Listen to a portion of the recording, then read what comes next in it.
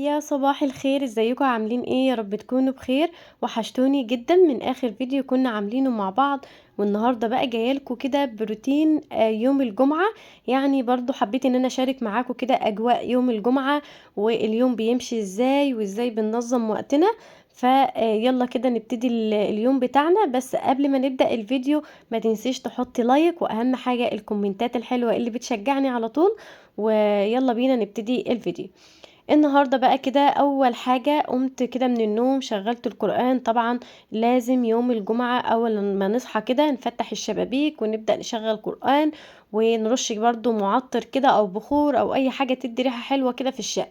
بحب دايما يوم الجمعه ابتديه بالقرآن طبعا، وبالريحه الحلوه كده.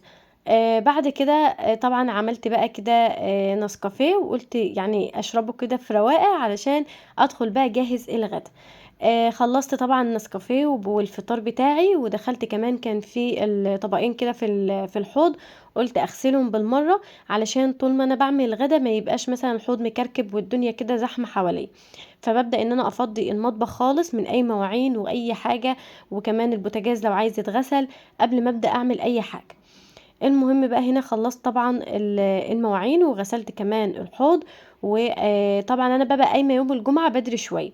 اليوم الوحيد اللي ببقى اقومه بدري اللي هو يوم الجمعه، انما الايام التانية بقومه متاخر علشان الحق بقى اعمل اكل وكده. فكنت طبعا مطلعه قبلها من بالليل بطه كده تفك من الفريزر عندي. علشان طبعا بحب ان انا احشيها، يعني بحب ان انا البطه تكون محشيه. فعلشان ما اخدش وقت بقى كنت مطلعاها من بالليل تفك، وبعد كده عملت بقى الحشوة بتاعتها بالبصل بتبقى حلوة جدا.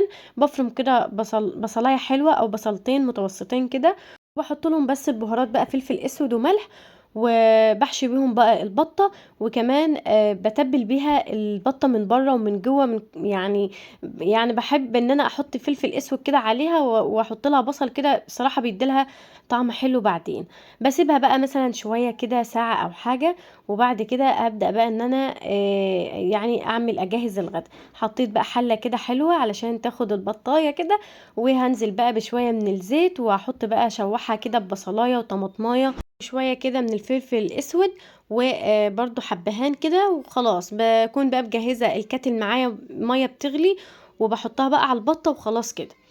بغطي بقى عليها واسيبها مع نفسها ما بتغيبش، يعني لان البط ده بلدي فما بعملوش في حلة الضغط. المهم نيجي بقى للمعركة بقى اللي كانت بعد كده. كنت عاوزة اعمل محشي كان نفسي فيه قوي، فبرضو ببقى مفرزة الورق بتاع المحشي كده في الفريزر. المهم فزي ما انتوا كنتوا شايفين كده جهزت الخلطة بتاعت المحشي في الاول. برضو الخلطة بتاعته بتبقى سهلة جدا، رز طبعا وشبت وبقدونس، وبحط كمان بصلاية بكون حط عليها فلفل اسود كده مفروم، وبحطها في قلب الخلطة برضو بيدي طعم حلو. وبعد كده طبعا مش هفضل يعني اعمل محشي كده على الحوض، باخده كده في الصالة عندي لان الجو حر جدا. فبفرش بقى حاجة كده زي ما انتم شايفين في الصالة وبحطه، وبشغل بقى الشاشة عندي وبشغل المروحة، وبقعد بقى مع نفسي كده.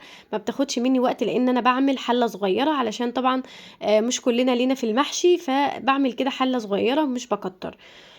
فزي ما انتم شايفين بقى يعني جهزت القعدة بتاعتي كده وخلصت المحشي، وكانت البطة اصلا خلصت. اخدت بقى الشوربة بتاعتها بعمل بيها المحشي بيبقى طعمها حلو قوي بالشوربة بتاعت البط.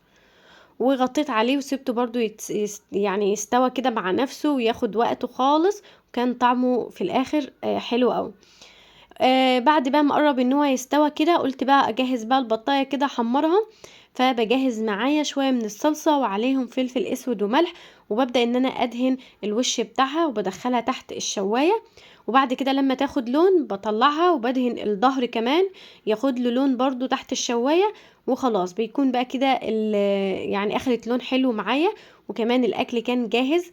فعملت لكم بقى في صينيه واحده كده، عملت المحشي وفوقها البطايه كده وشويه شوربه، وخلاص ده كان الغدا بتاعنا. هو اخد وقت الصراحه علشان طبعا اللف بتاع المحشي، بس في الاخر كان طعمها حلو قوي.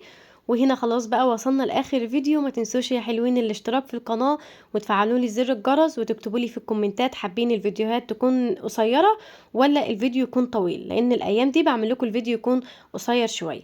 واقول لكم مع السلامه.